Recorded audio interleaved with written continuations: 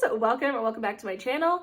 My name is Shailene, and in today's video, we are creating another gift for this holiday season. If you're anything like me, then you like giving budget-friendly, sustainable, and handcrafted gifts for the holiday season, and in this video, we are going to do exactly that. This year for the holiday season, I decided to make homemade gift baskets to give to every single person in my life. The beauty of these baskets is that these can be totally customizable to seriously anyone in your life. If they like reading, or if they like baking, or if they like doing anything in particular, you could totally tailor a basket just for them. In this gift basket, I have bread, butter, beeswax wraps, bookmarks, candles, painted candles. I was able to thrift this gift basket, DIY a ton of goodies in here, and I'm excited to show you that today. So, are you ready to build one together?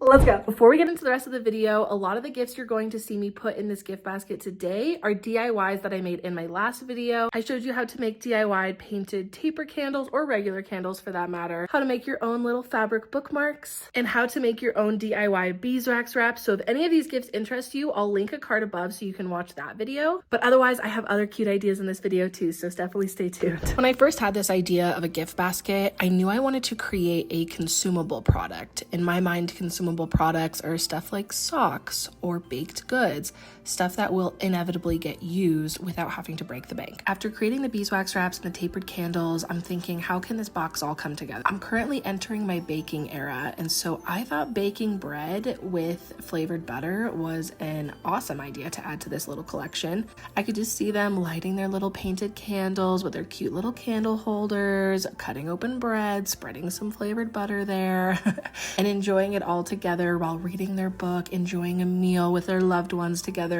you name it. By no means am I a baker. I looked up a recipe online for baked bread, and I found this artisan bread recipe from Preppy Kitchen. I found it super easy to follow, and the bread turned out amazing, and yes, I ate it after this video. So take it from me, I am not a baker, but I was able to make this bread. So if this feels like a lot for you, I get it, but it's possible, and I believe in you. This recipe only called for 4 ingredients: bread flour, salt, lukewarm water, and active yeast. I think this could also be a really fun opportunity if you know how to make sourdough bread. Definitely do that. If you want to make some fun bread like jalapeno cheddar or something, definitely do that. If you are a better baker than I am, then the options for you are endless. I just went plain and simple. But again, this is totally customizable. Make it to your liking. I was able to make the dough the night before and then leave it in the fridge overnight so it could rise, and then the next day I was able to bake it. So it honestly didn't take me too long to bake a loaf. Although it did technically take me 2 days, I wasn't having to be in the kitchen for that long in order to get a really good product in the end. To make butter, I have seen recipes online where people use like heavy cream and actually separate the cream from the milk and actually make their homemade butter. I was not ready to do that, so I made something called a compound butter. There are a ton of recipes online, but I decided to keep it simple. I just wanted 2 sticks of small butter to give each person, nothing so crazy to be overwhelming or anything. 1 stick I decided to do like garlic and herb. I just used garlic and parsley here, but honestly, there's so many recipes. You can add so many different things here. Again, make this totally customizable. And then the other stick of butter, I wanted to make it sweet to complement it, and I did a knockoff Texas Roadhouse honey butter recipe. Both turned out pretty good. I kind of want to play around with the recipe a little bit more just to find exactly what I like, but these did turn out really good and they were really easy to make. The hardest part about this was actually mixing the butter well enough to incorporate all the ingredients. You can see here I switched utensils quite a few times to try to figure out what worked best. In the end, it was a silicone spatula that was the easiest for me, so keep that in mind. To store the butter, I just scooped it out of the bowl, put it on some parchment paper, and then tried my best to shape it like a stick of butter. Again, this does not have to be perfect. This is a handcrafted gift, but I just tried my best. I wrapped it up in some parchment paper, twisted the ends, and then I ended up tying some twine on the sides of it with a little bow just to make it a little bit more festive. For the bread, to package it up, to keep it fresh, what's best is to put it in a Ziploc bag, and then I kind of wanted to make it cuter than that just because I didn't think giving a Ziploc bag with bread was that cute of a gift. But again, do whatever works for you. I decided to put it in a Ziploc bag and then wrap it up in parchment paper, and then I tied off the end with some twine in a bow. Depending on how long you have between making the bread, making the butter, and actually gifting these items, you can absolutely freeze all 3 of these things. You can freeze the loaf, you can freeze the butter, keep the freshness a little little bit longer.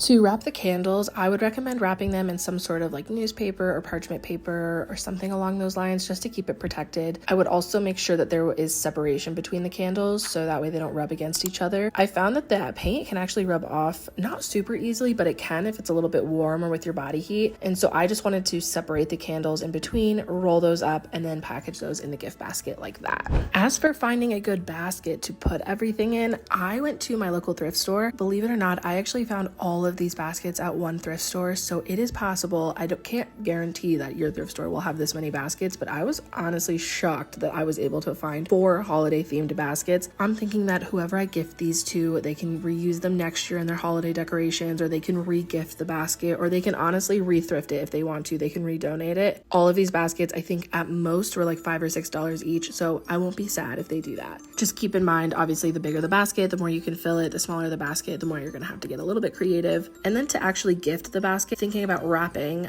it's up to you how you'd like to do that. I decided just to leave the basket as is, but if you wanted to put your basket in a cardboard box just to keep everything intact, I think that would be a really good idea. I try to steer away from wrapping paper, but if you wanted to try to engulf the gift basket in like maybe like a fabric or something, and so it was still wrapped and it was still a surprise when your recipient got it, I think that would be a really good idea too. Just one thing to note, that if you're not gifting an item the same day and you didn't freeze the butter or the bread, just maybe keep in mind that it needs to stay somewhere cool until the recipient opens it and can maybe put some of the items in the fridge. So in the end, my gift basket held the loaf of bread I baked, a picture frame, which you could totally put like a picture of you inside, or a picture of your kids, or a picture of your pet, or anything that's really sentimental. I didn't have a picture printed out, so bear with me, but I think a picture in a thrifted frame would be such a cute idea to add to this basket. A book, especially if your recipient is a book lover, of course, with the handcrafted fabric bookmark inside. Some beeswax wraps, you can totally put in however many beeswax wraps you want to add to this. I just decided on 3 with 3 different sizes that I made in my previous video. I included 2 taper candle holders that I found at the thrift store. Both are a star and a snowflake, which I think is really festive and really cute.